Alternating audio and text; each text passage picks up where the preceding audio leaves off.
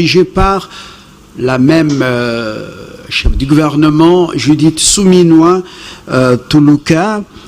Il n'y a pas eu beaucoup de réductions, 53 membres, soit le même nombre que dans le précédent exécutif. On note le retour d'Adolphe Mouzito, ancien Premier ministre sous Joseph Kabila. Il est nommé au poste de vice-premier ministre en charge du budget. Et puis, voilà, il y a beaucoup qui rentrent aux affaires, d'autres sont maintenus dans leur poste comme Thérèse Kaykwamba et d'autres ministres qui sont vraiment, qui ont eu la chance d'être toujours là.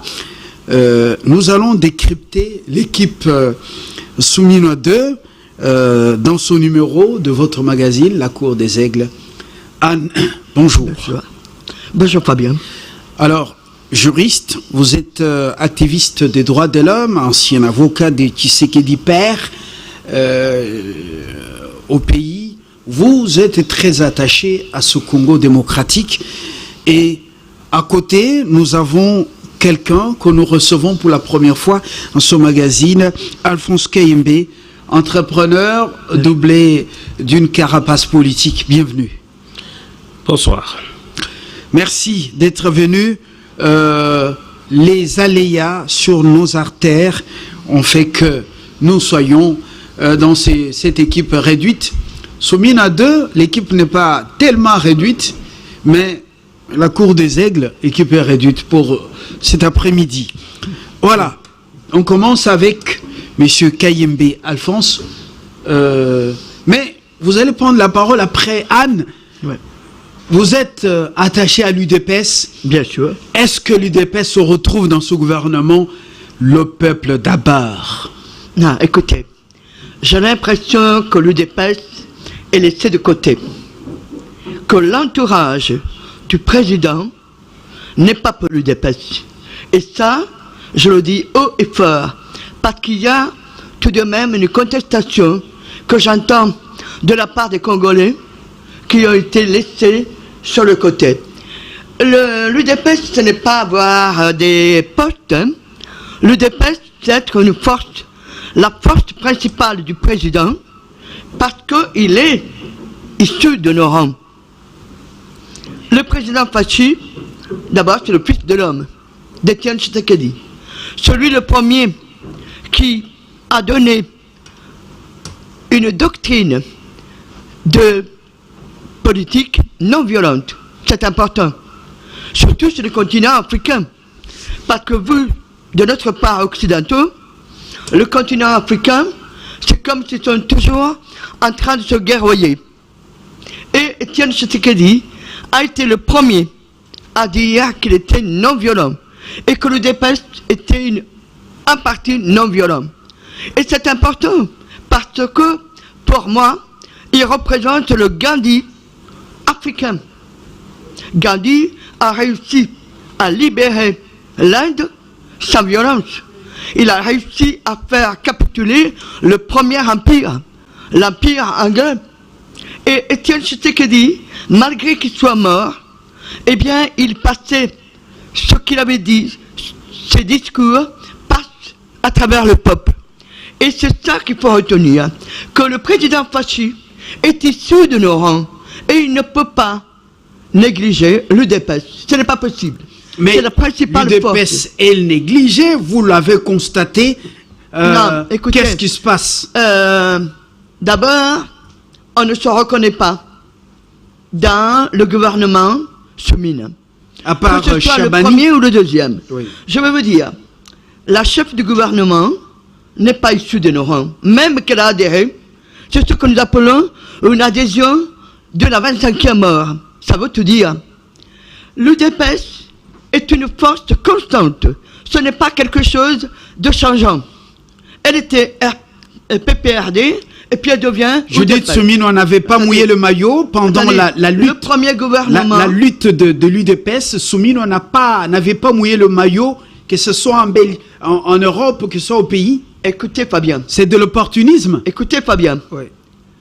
Jamais quelqu'un issu de l'UDPS, formé par l'UDPS, n'aurait fait ce qui s'est passé au Pont Gabi, à savoir la mort d'homme de quelqu'un qui a respecté le droit, le policier qui a respecté le droit, tué à coups par l'entourage, le convoi de la Première ministre. Et ça, c'est quelque chose qu'il faut tenir à l'esprit. L'UDPS avance dans la démocratie sans verser de sang. C'est ça qui est important. Alors, maintenant, ce parti se voit écarté par l'entourage du président. Un entourage mi-religieux. Mais on se demande, mais quoi? La politique et la religion sont deux choses différentes. La religion, c'est le pouvoir spirituel. La politique, c'est le pouvoir temporel, celui de tous les jours du peuple. La religion, c'est du domaine privé. Et c'est ça qu'il faut. Il ne faut pas que le Congo, la RDC, devienne une théocratie. Ça me choque énormément.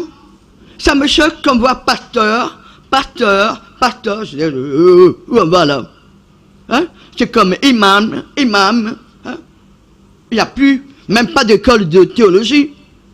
Parce que une religion, c'est aussi une école de théologie. Il ne suffit pas de prendre la Bible et de me lire des versets.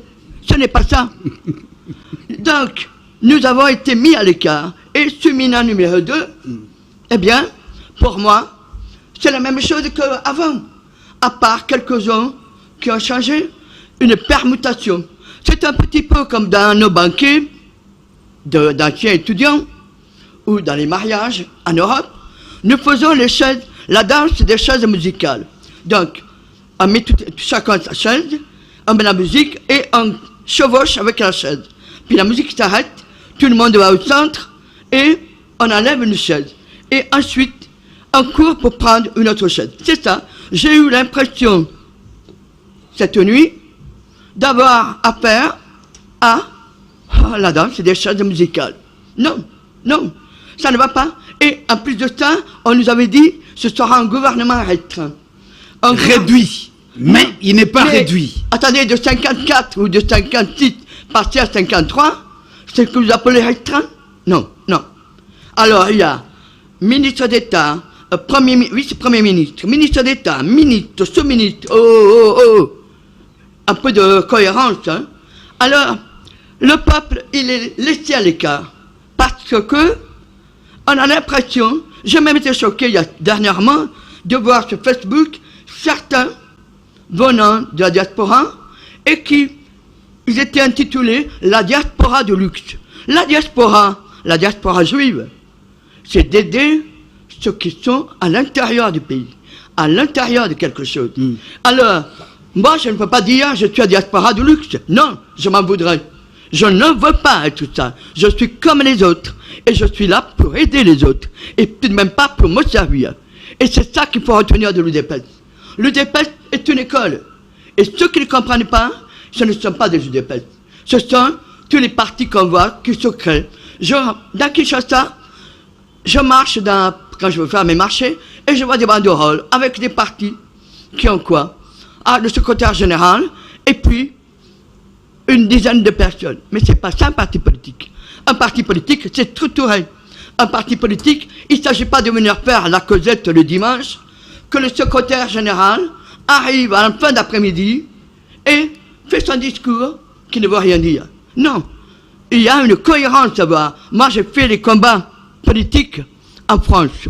Eh bien, je vous assure que quand il y avait une réunion, même avec le secrétaire général, ce n'était pas du tout ça. Ce n'était pas un salon. Ce n'était pas les applaudissements. Non, c'était un échange. Un échange entre nous qui étions assis et le secrétaire général. Il faut quelque chose de constructif. Et je suis contente aujourd'hui d'avoir un contradicteur qui est un entrepreneur, parce qu'il va donner un peu ce qu'il faut faire dans le pays. Voilà, nous allons, ça ne sera pas forcément un débat contradictoire, nous allons chacun donner, vous allez chacun donner son point de vue. On dirait qu'on n'a pas retenu les leçons de ce que nous avons vécu de janvier au mois de mai. et que le président n'a pas tiré ce leçon. Nous avons eu peur, hein. Nous avons eu peur que le président ne soit assassiné, qu'il ne soit contraint à l'exil. Et c'est ça que le président doit tirer comme Il a comme oublié leçon. tout ça, le président. Oui, il a oublié. Il a oublié Parce que tout son ça. entourage... Qui lui fait oublier tout ça? Mais son entourage, on a l'impression que parfois, le président est envoûté. Alors je dis non, non, monsieur le président. Vous devez vous ouvrir et ne pas écouter votre entourage. C'est quand même incroyable ça. C'est une coterie. Et cette coterie a imposé ce gouvernement de Suminandu, qui ne représente rien. Il n'y a aucun changement et qui ne sera pas porteur de nouveautés. Car nous avons aussi, après la signature de Washington, qui est très importante, où le président va pouvoir avoir l'aise pour lancer des travaux, parce que nous avons aussi les problèmes d'argent. Nous sommes contraints de rembourser le FMI. Donc, quand les contrats seront signés avec les États-Unis, cela permettra au président d'envisager des travaux d'envergure sur l'économie. Mais ce n'est pas ça. Après ça, et j'insiste là-dessus, il y a la Constitution à modifier. Doha, pour moi, c'est une discussion. Ça a été signé, ce qui a été signé le 27 juin, c'est ça qui doit s'imposer. Merci. Et non pas le dialogue incursif. Ça suffit. Je veux revenir à vous, Anne Greco, très engagée, et très proche de l'UDPS. Elle ne s'en cache pas, cette activiste des droits de l'homme. Alphonse Kayembe, première question pour vous. Ce gouvernement, quel est votre regard personnel? Décryptons-le. Souminois 2. Du déjà entendu, simple permutation, l'entrée de Mouzito et puis de celui l'autre qu'on appelait opposant, où c'est un réaménagement, un remaniement technique, plutôt stratégique, en attendant un gouvernement qui va venir dans 6 mois. Merci pour la question. Je répondrai plutôt que ce n'est pas technique. Je dirais que c'est stratégique. Vous savez la période que notre pays traverse avec une guerre et il faut la terminer. Et on a besoin de tout le monde pourvu qu'il s'aligne dans la vision du chef de l'État. Donc, moi, je m'inscris dans la ligne où je dis le chef de l'État a des données, il a des informations et il y a des enjeux dont le public n'est pas informé. Et avec les 6 ans qu'il a passés, donc très souvent, a ses cartes en main. Oui, il a très souvent... Il n'est pas influencé par un entourage égoïste. C'est toujours possible et on le voit. Oui, l'influence ne peut pas manquer. Vous avez des conseillers, vous avez des conseillers privés, vous avez des ministres. Chacun vient et pour chaque matière, vous recourez à un groupe de personnes. Il vous donne des infos dont vous tenez compte pour pouvoir décider. Mais maintenant, quand il s'agit de constituer un gouvernement, il a des infos, il a des enjeux que le public ne connaît pas. Et pour moi, restons positifs. Le pays avance, mais il n'avancera pas à la vitesse où chacun le veut. Il y a des pas à faire. C'est vrai que quand les gens reviennent, on connaît certains, on va dire qu'ils ne vont rien changer. Mais on a vu quand même que 6 ans après, le pays est en train d'avancer à son rythme et à sa vitesse. Nous aurions bien voulu qu'il aille à une vitesse éclair, mais on est là.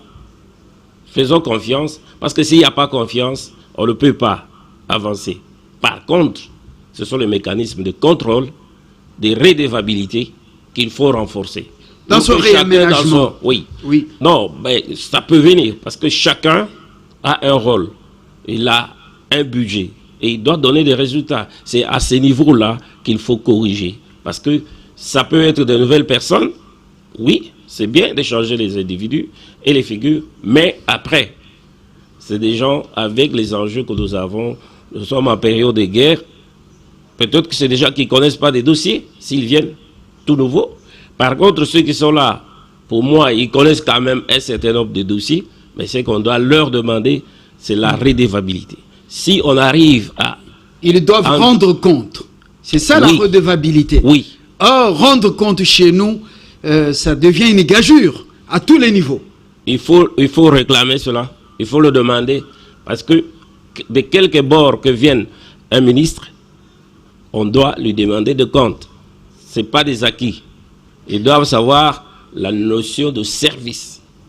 Oui. Souminois 1, on avait tarabusté à certains ténors de l'Union sacrée d'avoir fait tripoter les choses au détriment des forces politiques de l'Union sacrée.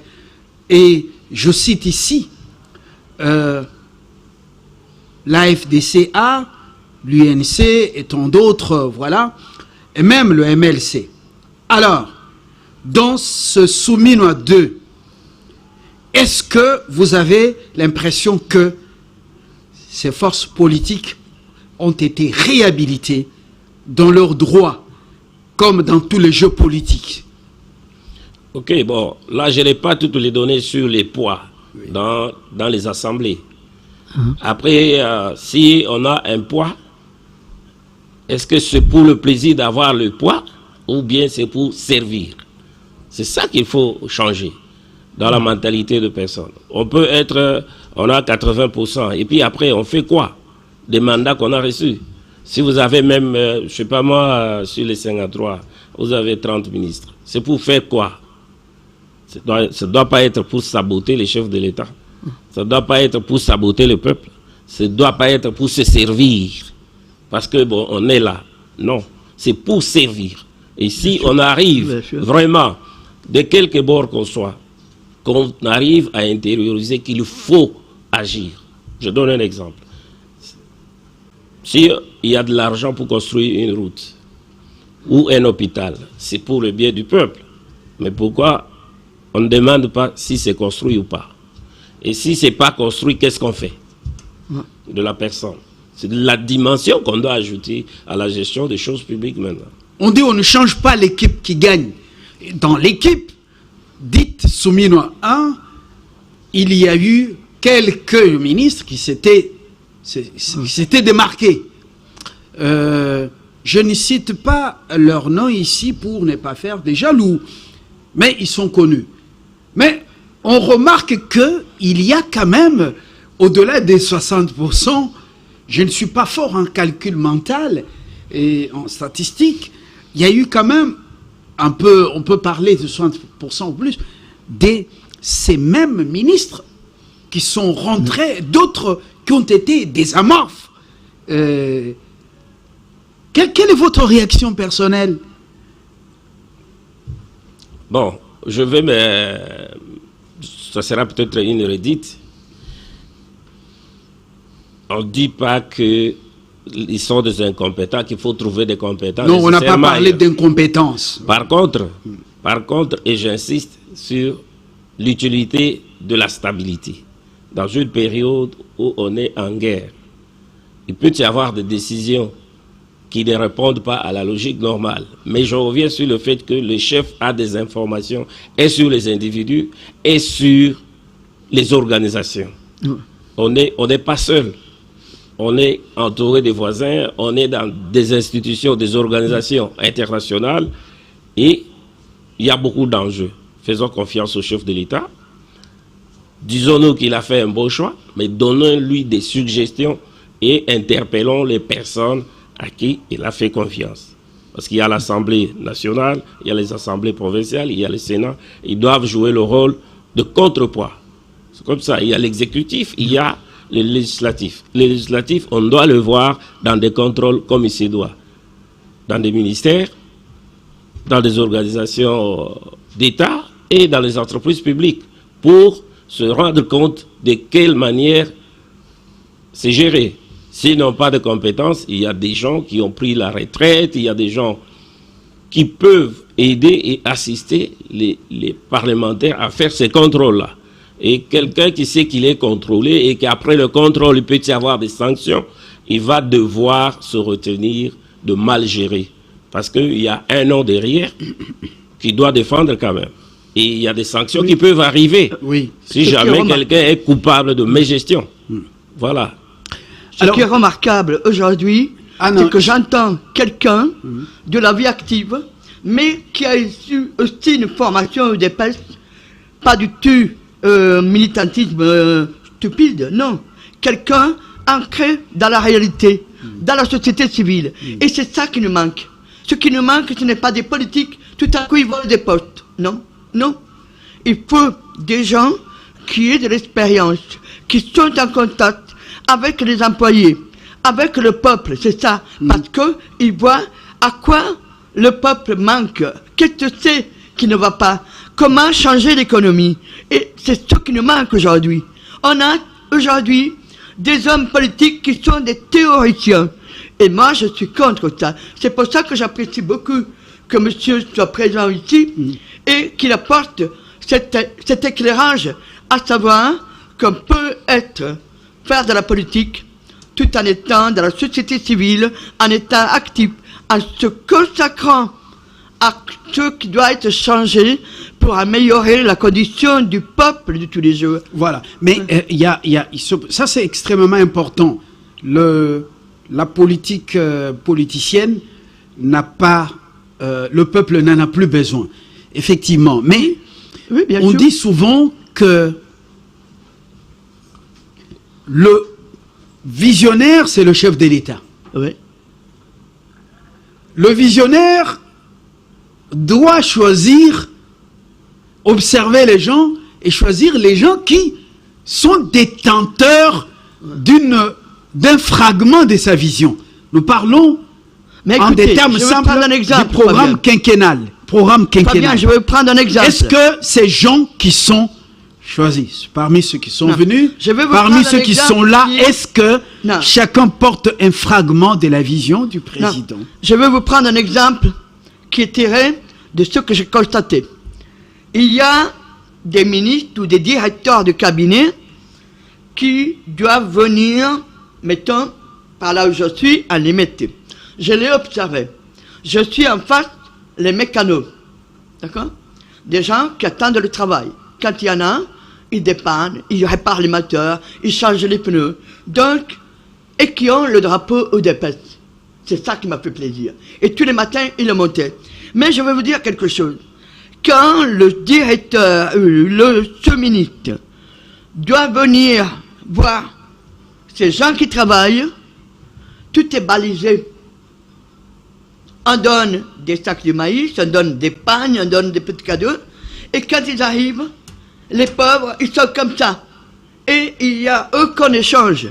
Presque, je dirais, qu'il faudrait au Congo faire pour les sœurs du peuple et pour les sœurs du Congo, faire ce que fait Mao Tse-tung quand, en 1949, il a fait la grande marche et qu'il a obligé les mandarins à aller travailler la terre, histoire qu'on ne se coupe pas. Il n'y a pas d'élite. Chacun est à une place. Le balayeur, celui qui enlève les déchets, a autant de valeur pour moi que celui qui est ministre. Parce que j'ai besoin du petit pour pouvoir faire ce que moi je fais comme travail. Donc, il y a cette espèce de coupure. Il n'y a pas le ministre qui va au-devant du peuple. Et c'est ça que je conteste. Oui, pardon, allez-y. Voilà. Alphonse Kayembe, vous avez besoin d'intervenir là-dessus. Et là, en tant que formateur de formateurs et en tant que entrepreneur, vous avez un mot à placer. Anne vous a provoqué. Tout à fait, parce que... Que ce ne sont pas seulement les ministres, ceux qui sont au sommet de l'État ou du pays, qui sont plus importants, mais ces balayeurs, ces tous travaux sont plus importants aussi dans une société comme la nôtre. Tout à fait, dans toutes les sociétés, je dirais bien. À ce jour, quand vous vous réveillez, vous avez besoin d'un chauffeur, il faut vous déplacer, même si ce n'est pas un chauffeur personnel. Vous entrez dans un taxi ou dans un bus, on a besoin que ce monsieur soit bien formé, qu'il ait la notion du service client, qu'il respecte le client. C'est déjà un début. Vous laissez la maison, il faut quelqu'un qui la nettoie. Il faut qu'il soit formé, qu'il sache que c'est un boulot qui est comme tous les autres boulots. Donc, c'est qu'on appelle le métier de vie courante. On a besoin du chauffeur, on a besoin du plombier, on a besoin de l'électricien. Bien sûr. On a besoin... Et c'est là que je dis, s'il faut changer les choses, c'est installer beaucoup d'écoles de métiers. Les écoles de métiers contribuent à la réduction du chômage. École des métiers. Bien sûr. Oui. Même si les grandes écoles, toutes deviennent aujourd'hui des universités avec 3e cycle. Oui. Parce qu'à la fin, on est appelé, pour la plupart, à aller chercher l'emploi. Alors qu'on devrait en créer. Aujourd'hui, un plombier, il est formé sur l'État, par son frère ou par son papa. Et lui aussi, quand il va grandir, il va former un ami, il va former son frère. Il faut des écoles pour ça. Bien sûr. Les réparateurs de pneus, dont a parlé madame tout à l'heure, ils le font sur l'État aussi, alors qu'ils peuvent être formés. Donc, et ces écoles de métiers doivent être populaires, doivent être dans des quartiers populaires. Donc, c'est ce qu'on appelle les formations certifiantes. Oui. Donc, je suis certifié plombier et je suis capable de travailler comme plombier, électricien, et je connais ça. Bien sûr. Et je sais respecter aussi le client pour qui je travaille. Voilà un peu une orientation qu'on devrait donner même à l'enseignement, parce que le chômage est là. Quand on a les jeunes, et qui sont plus de la moitié de la population, et on a vu l'expérience dans d'autres pays, on a pu visiter aussi, c'est qu'on forme les gens à tous les métiers. D'être coiffeur, de faire les soins de visage, et ça doit être certifiant. Et ça doit être dans les quartiers populaires. Ça ne doit pas être comme un cycle universitaire où on a besoin des années académiques et des années académiques. Non, des formations de 6 mois. Et les gens sont certifiés, ils peuvent se regrouper, ils sont des maçons, ils sont carreleurs, ils sont des peintres, et constituer des petites entreprises. Quand ils entrent dans un chantier, ils prennent tous les métiers, ils sont ensemble, ils créent des entreprises. Donc il faut l'entrepreneuriat pratique. Et il faut également que ces gens soient certifiés, les gens qui travaillent de métier. Parce que aller à l'université, c'est déjà coûteux. En termes de temps, les calendriers parfois sont glissants. On voit des étudiants qui terminent à l'âge de 30 ans. Et puis ils commencent à chercher l'emploi. Et puis il n'y en a pas beaucoup, l'emploi. Donc il faut arriver à développer d'autres alternatives. Ce sont les écoles de métier. Ces écoles-là vont nous produire des personnes qui vont commencer à chercher l'argent, à gagner par leurs propres moyens. Ainsi, les jeunes, quand ils sortent, ils ne vont pas se livrer à des activités qui sont nocives à la société et à leur propre avenir aussi. Voilà. Alors, vous avez dit, ça c'est extrêmement important, un détail important, nous sommes dans la praxis parce que ce pays a besoin de l'apport de tout un chacun pour se développer. Ils ne sont pas les seuls ministres dans leur cabinet ou sur le terrain. Mais ils vont faire seuls quelque chose, maintenant. Qu'est-ce que c'est que la politique? C'est s'occuper des autres, de la cité. Et la cité, elle est faite de quoi? De tout le monde. De tout le monde. Tout à l'heure, vous avez dit on a besoin d'électriciens, on a besoin de plombiers, mais c'est vrai. C'est vrai. Et ils ne sont pas à mépriser. Donc, moi, j'ai eu l'impression, lorsque j'ai vu cette nuit le gouvernement, que l'UDPS, ce qui est la force que je défends, parce que je l'ai côtoyée depuis 37 ans, eh bien, elle était méprisée, bafouée. On ne veut pas qu'un membre de l'UDPS soit forcément un homme qui est ministre et qui est ceci. Mais nous avons tous les combattants qui n'ont pas eu d'emploi, même les emplois les plus petits. Et ça, c'est quelque chose qui me choque. Car il y a aussi l'économie à mettre en marche. Et l'économie, c'est aussi bien faire embaucher des gens que vous connaissez, que vous êtes dans le parti, et qui se sont sacrifiés. Et que vous voyez que même qui n'ont pas de diplôme, ils sont actifs. Ils savent porter une force. Parce que pourquoi je voudrais que la diaspora, qui a de l'expérience acquise en Occident, revienne? Parce qu'elle a acquis une expérience et parce que c'est les forces vives de demain. Il y a beaucoup de jeunes qui sont partis à l'étranger, qui ont quitté le temps de Kabila, qui ont quitté le Congo et qui se sont expatriés. Et pourquoi? Parce que les portes étaient fermées. Vous avez aidé beaucoup à obtenir des papiers, vous, hein, Anne? Oui, d'accord. Excusez-moi de vous... D'accord, mais ce que je veux dire par là, oui, c'est qu'on doit faire revenir ces forces vives.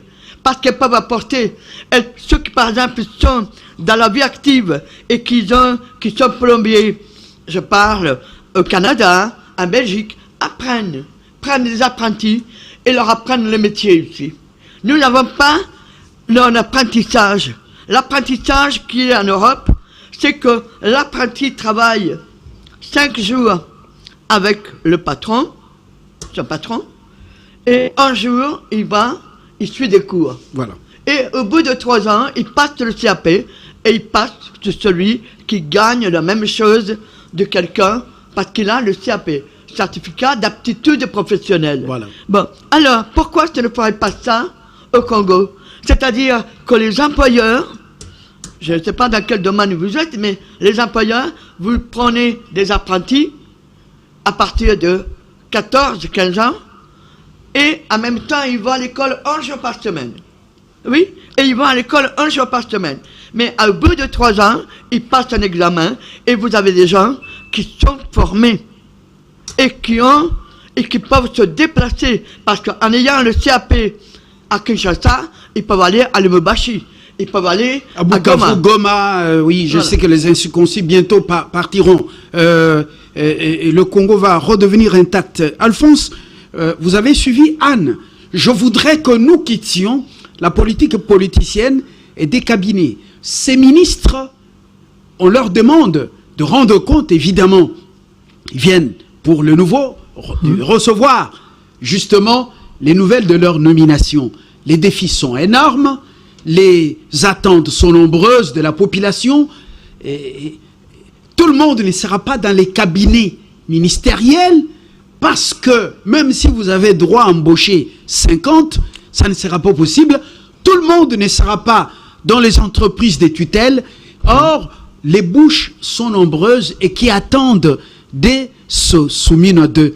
Alphonse, dites-nous, comment faire en sorte que les regards ne soient pas seulement fixés sur ces ministres qui ne sont pas des extraterrestres, mais qui sont des hommes et des femmes qui viennent de Malueka, de Bandalungwa, de Gombe ou de Kabeyakamanga, de Bakonsumpi, et ainsi de suite. Alors, dites-moi, comment est-ce que nous devrions amener la population à détourner ce regard des hommes providence pour qu'après, on commence, après 6 mois, 1 année, à les insulter. Okay. Comme c'est dans nos mentalités, hein, on insulte beaucoup. Oui, pour d'autres raisons, j'ai admiré votre façon de réciter les lieux. Oui. Ça prouve que vous connaissez bien fertilise le pays. Je connais très bien le Congo. Le Congo. Oui. Oui, je dirais que pour moi, cela ne m'engage que moi, les gens ne devraient pas regarder les ministres comme donneurs d'emploi à 100%. Par contre, je vais appeler les gens à intérioriser le fait qu'ils doivent apprendre à pêcher plutôt que d'attendre un poisson. Ok? Et ce que je peux, moi, demander au gouvernement, parce que c'est lui qui pilote la politique, c'est d'encourager ces écoles, j'insiste. Si aujourd'hui on veut faire, et c'est bien, c'est une volonté, avoir l'autosuffisance alimentaire, il faut aller de bout en bout. Il faut avoir des écoles où on forme sur le plan agricole. Il faut avoir... Les moniteurs. Oui, les moniteurs, comme à l'époque, quand on a grandi. Il y avait des agronomes. Il y avait des moniteurs, il y avait des agronomes. Et ils assistaient les paysans dans la production. Ils connaissent le cycle, ils mariaient la pratique à la science. Et la science, il faut l'apprendre. Aujourd'hui, on a combien d'écoles agricoles? Dans une ville de 14-15 millions. Ou même plus. Il y a peut-être une, mais dans quel état? C'est ça les orientations qu'il faut faire. Après, les gens qui vont apprendre ça, ils vont, par exemple, dans les écoles agricoles, ils peuvent devenir des horticulteurs. Ils vont vendre les fleurs, ils vont entretenir comme professionnels. Parce qu'ils sont formés dans le métier. Ok. Aujourd'hui, on parle de différents contrats que nous allons signer avec des partenaires. Si c'est dans les mines, nous avons il y aura combien d'emplois créés? Et il y a des emplois spécialisés. Est-ce que nous avons des écoles où on forme les employés spécialisés? Finalement, ces emplois vont aller vers les ouvriers des pays voisins qui connaissent déjà ça parce qu'on les a formés. Donc il n'est jamais trop tard. Il faut se décider de dire, même si ce sont les mêmes personnes, ils changer. Les ministres ne donneront pas d'emploi dans leur cabinet. Les nombres sont toujours limités. Mais par contre, ils peuvent adopter des politiques qui peuvent aider à ce que les demandeurs d'emploi puissent soit créer eux-mêmes d'emplois pour eux-mêmes, soit créer des emplois en groupe, donc pour être rentables. Des fois même là, j'entends, il y a recrutement dans l'armée. Les gens ils trouvent ça comme le truc accessoire. Mais vous serez dans un cabinet ministériel, mais si vous ne parvenez pas à sécuriser votre pays, ça va, c'est compliqué. On n'aurait même pas bien travaillé parce que même les ressources, ils vont aller vers la guerre. Et pour sécuriser et avoir la paix, il faut avoir aussi une armée forte. Quand on appelle, les jeunes devraient y aller, ceux qui répondent aux critères. Même les universitaires, après le diplôme, ils sont appelés à aller exercer aussi. On les invite. Il faut aller parce que le pays a besoin d'une administration très forte, d'une armée aussi forte, de la police, bon, de la justice et de tout. Alors, il ne faut pas croire que les ministres vont donner de l'emploi à tout le monde. Ce serait une erreur et on devient aigri. Parce que le ministre, bon, on se connaît avec lui, ainsi de suite, et il ne m'a pas donné.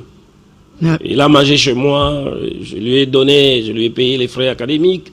C'est pas toujours il a grandi ça chez moi, ouais. C'est mon épouse qui préparait pour lui. Maintenant qu'il est aux affaires, est-ce qu'il saura répondre à toutes les demandes de la famille et des amis? Est-ce qu'il y a de la place pour tout le monde? C'est la grande question.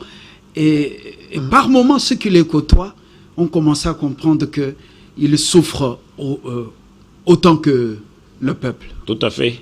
C'est comme on dit, la souffrance d'un père. Tout le monde demande, mais même chez soi, à la maison, on ne va pas satisfaire à tous les besoins. On essaie d'étamiser. Il serait un excellent expert, un excellent consultant dans les ministères. Oui. Oui, pourquoi? Parce qu'il apporterait le regard de quelqu'un qui est dans la société active, qui est expérimenté. Et moi, j'ai l'impression que les politiciens qui sont aujourd'hui dans les ministères, c'est pour rouler, pour les gardes de cœur. Non, non, non. Il nous faut des gens qui ont de l'expérience, qui permettent aux ministres de dire non, là, ça ne va pas. Là, il faut faire ça. Et ce sont des gens comme ça qu'il faut, des gens expérimentés. Et il y a aussi une chose qu'il faut que je vous dise, c'est que nous sortons de 3 dictatures et qu'il faut assainir à tous les niveaux la société congolaise. Et c'est important. Et quand je dis assainir, je parle aussi bien de les magistrats, aussi bien des politiques, on l'a dit, mais le problème aujourd'hui qui est crucial en RDC, c'est celui de la magistrature. Et alors, je vais vous dire, ils ont été habitués à être des gens de coterie. Mais non, en tant que membres de famille judiciaire, les magistrats doivent aussi avoir une rigueur. Et la rigueur commençant par eux-mêmes. Par eux-mêmes.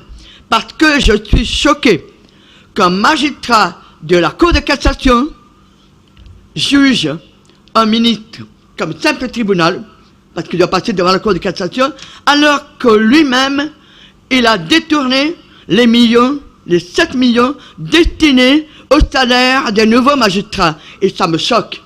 Ce que vous racontez, ne faisons pas l'amalgame, Anne.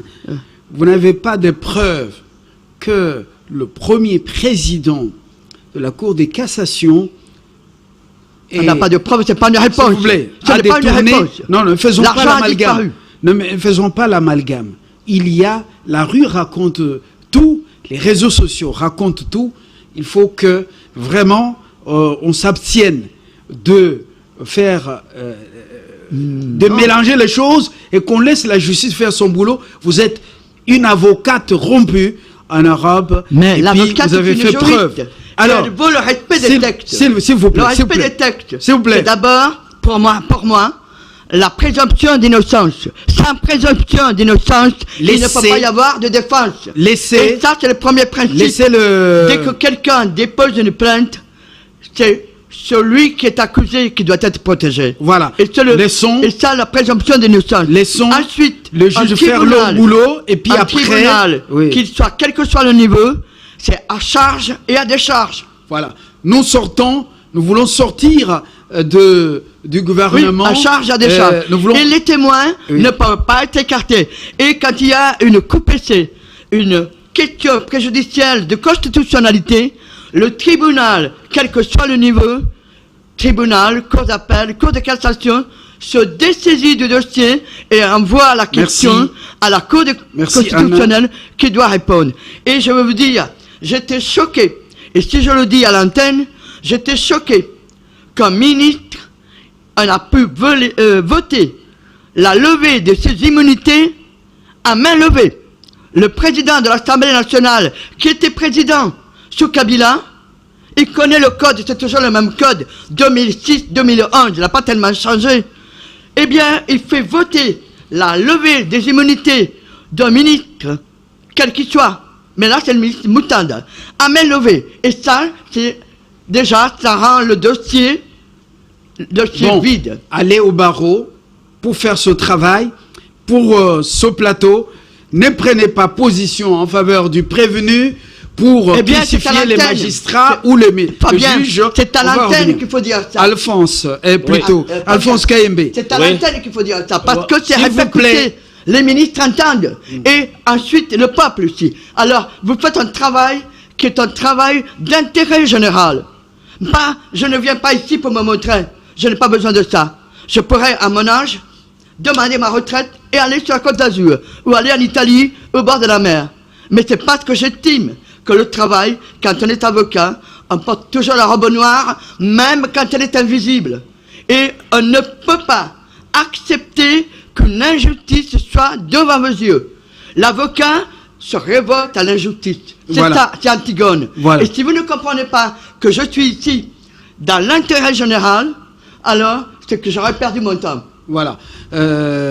Bon boulot et surtout merci pour cette noble mission. Excusez-moi, monsieur. Faisons-le selon les règles de l'art. Ça, c'est très important. L'affaire est en cours devant la Cour de cassation. Laissons le juge travailler. Il ne faut pas leur faire pression. Voilà. Il ne faut pas beaucoup exercer de pression sur le juge. Voilà. Alphonse, nous revenons justement à cette équipe. Il n'y a pas des mauvais ministres et des bons ministres. Ils sont des Congolais choisis selon leur appartenance politique, société civile, et voilà, et d'autres affinités. On leur souhaite bonne chance. Mais est-ce que le peuple, d'abord, sera au rendez-vous? Il est vrai qu'il y a des grands chantiers, le président Soba. Le social s'achète de la ménagère. Aujourd'hui, comment pourra-t-il redevenir panier de la ménagère? Alphonse, avec votre expérience de formateur, entrepreneur, avec un pied aussi en politique, dites-nous comment on va mener un sachet, on va quitter le sachet de la ménagère vers le panier de la ménagère. Comment on va avec tout ce qu'on voit, avec les gyrophares, tout le monde sur la route est prioritaire, avec des jeeps de luxe, avec les frais, l'argent, frais de fonctionnement et tout, des cabinets éléphantesques. Comment ça va? Le peuple va se retrouver, Alphonse. Ok, merci pour la question. Il y a plusieurs volets. Je vais voir deux d'abord. J'ai effleuré le premier, c'est que les gens, le gouvernement doit mettre en place des écoles de métier. C'est une façon de donner de l'emploi aux gens. Ils vont s'auto-employer et ils vont aller de maison en maison livrer les services. le chauffeur qui transporte par bus ou par taxi, il doit savoir que c'est un métier qui est noble. Il ne doit pas saboter sur la rue. Or, quand on voit, il roule, c'est comme si il pensait qu'il va abîmer le véhicule et le lendemain, il va acheter un autre. Or, c'est son emploi. Il faut un travail de conscientisation, d'abord. Ensuite, si je me souviens qu'il y a, depuis quelques années, on a mis en place la gratuité de l'enseignement. Et moi, je suis parent. Les budgets que j'avais pour la formation de mes enfants, j'en ai fait quoi? Donc, il faut substituer par des activités, par des choses concrètes pour vous-même. Même si c'est petit, mais vous étiez en train de dépenser cet argent-là. Et puis, pour la maternité qui est gratuite, vous avez donc un budget qui était prévu par rapport à la venue au monde de votre enfant. Ces budgets-là, vous en faites quoi? Ça, c'est un travail de conscientisation qui doit être fait. Parce que les gens doivent savoir que ce que vous économisez, vous devez l'utiliser à bon escient. Ça, c'est clair. Ensuite, il faut que les gens puissent donner des priorités. Quand vous avez... Il y a même des chansons là, et comme à 17h, maman paie ça 2000 francs, n'a qu'un gomme là. Et puis on dit, Tikana Melananga, laissez-moi boire. Et ça passe. Tikana Melananga. Voilà. Et donc, quelqu'un qui a bu, il a quel niveau de conscience? Il peut réfléchir à quoi? Il peut construire quoi? Si boire devient une priorité. Ça, c'est mauvais. Donc, il y a... ma préoccupation, j'apporte un peu d'eau au moulin, c'est pour vous amener à ce qu'on appelle toute action gouvernementale a pour finalité transformer les conditions de vie de la population. Faire d'une société, de cette société, une société vivable, où tout le monde a les chances égales. Et puis, vous venez au Congo, vous quittez le Congo malheureux, affamé, endetté. Vous n'avez même pas les minimums vital. Après avoir empoché, décroché des diplômes à Longinaï, autant de diplômes, diplômes d'État, diplômes des graduats, des licences pour le système traditionnel, diplômes des DIA, DS, encore, ce qu'on appelle aujourd'hui master, jusqu'au doctorat. Vous quittez le monde comme si vous n'avez pas existé. Le Congo, vous quittez malheureux. Alors, quelle est l'action de toute action politique avec tout ce qui nous dirige? Ça doit finir par changer la vie en bien, la vie de la population. C'est vrai qu'il y a beaucoup de choses à faire. Là, je vous donne raison. Par contre, il faut que le Congolais ait le respect du travail. Ça, c'est un problème. Parce que demandez aux entrepreneurs, quand ils embauchent des employés, je ne vais pas citer des nationalités, ils sont appliqués. Ils savent qu'ils doivent se contenter du salaire. Et ne se compare pas. Il est venu pour une position, il va travailler pour cette position-là. Bien sûr. J'ai déjà eu à comparer. Et j'ai vu que le Congolais moyen, il n'aime le travail que quand il en a. Et donc quand il n'en a pas, il cherche. Donnez-moi, je suis fatigué de rester à la maison. Et là, vous le voyez qu'il aime le travail. Dès qu'il a le travail, il y a un embouteillage. Bien sûr. Je suis malade, je vais à un deuil, je vais à ceci. Et on se pose la question, comment... On dit toujours que les gens de telle nationalité, ils viennent ici pieds nus et ils rentrent riches. C'est parce que eux, ils savent travailler. Et ils savent respecter les biens. Ils savent économiser. On va trouver quelqu'un, excusez-moi de vous tutoyer, vous allez trouver quelqu'un qui se contente de son salaire et il fait des économies là-dessus. Parce qu'il se dit, je ne vais pas boire jusqu'à tel niveau parce que j'ai un travail. Et ce qu'il a gagné, il sait épargner. Mais demandez aux Congolais. Beaucoup y prennent, je donne n'importe quel salaire, mais vous consacrez 50% de votre salaire au loyer. Et pendant le mois, vous commencez à tripoter. Le patron est distrait, le ceci, cela. Finalement, vous vivez sans épargne. Chacun doit épargner selon les proportions de ce qu'il gagne. Mais le salaire, monsieur Kayembe, le salaire signifie, s'il vous plaît, le salaire signifie, s'il vous plaît, consommation, consommation plus épargne. Cette discipline. Or, ce salaire-là, quand il vient, c'est juste 3 jours, 4 jours pour les chanceux, peut-être une semaine, 2 semaines. Oui. Ou la bouffe. Mais vous allez épargner quoi? Mais regardons-nous dans les yeux, disons-nous la vérité. Oui, disons-nous la vérité. Et c'est dans cette société qu'on a des mamans qui vendent du pain et qui payent les études universitaires à leurs enfants. Comment on va dire que cette maman qui vend du pain, elle gagne plus qu'un monsieur qui est dans un bureau et qui a de l'argent? C'est la même mentalité qui fait que vous allez voir un ministre, un député, après le mandat, il n'a plus rien. C'est parce que ce qu'il gagnait, il n'a pas pensé à épargner. Il a pensé que ça devait tomber éternellement. À la fin, quand ça ne tombe plus, il devient minable. Il faut penser à l'après-travail. Et chaque jour, tu construis l'avenir. Tu construis l'avenir. Et il y a toujours des gens qui gagnent moins que vous, mais qui s'organisent. C'est comme ça que vous allez voir quelqu'un, il a un appartement ou il a une maison dans un quartier UP. Mais il n'a pas de maison, il est locataire. Mais ce chauffeur est en passant plus loin, il est propriétaire. On va dire que le monsieur qui louait un appartement en ville ou à la Gombe gagnait moins. Merci, merci Alphonse. C'est très important de conseil sage. Je voulais simplement dire, vous terminez par là, pour les gouvernants, que le peuple n'a pas besoin d'être aimé par le gouvernant. Il n'a pas besoin. Le peuple a soif de justice. Parce que quand les choses s'ajoutent, quand on rend à chacun la place qui lui revient, parce que la justice, c'est pas autre chose que de rendre la place qui revient à chacun, eh bien, la société fonctionne. On n'est pas dans le culte de la personnalité. Et c'est ce qui peut que les politiques se mettent dans la tête. Le peuple n'a pas besoin qu'on l'aime.